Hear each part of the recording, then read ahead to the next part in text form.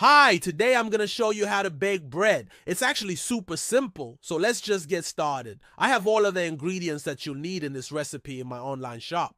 The link is in the description below. You'll need some flour, water, salt, and sugar, as well as some yeast. For this recipe, I'm using my bread flour, which is a high protein flour that's really great for bread making. But you can use all-purpose flour if you don't have any bread flour. The first thing that we're going to do is get our yeast mixture going. So I have 1 cup of warm water in a large bowl. I'm going to add 2 tablespoons of sugar and 1 teaspoon of salt. Now I'm going to add 2 teaspoons of instant yeast. You can use active dry yeast if that's what you have on hand, but I'm using instant yeast. I'm just going to stir this around until the sugar and salt are dissolved, and then we're going to let this sit for about 5 minutes until the yeast is foamy and active.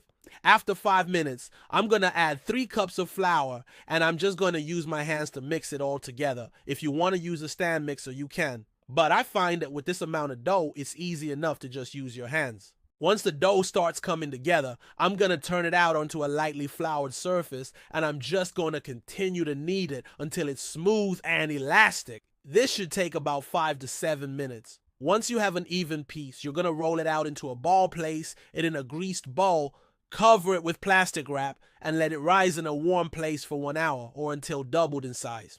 While the dough is rising, you can get started on your stuffing. When the dough has doubled in size, I'm going to punch it down, roll it out into a rectangle, spread your stuffing of choice over the top, and then roll it up.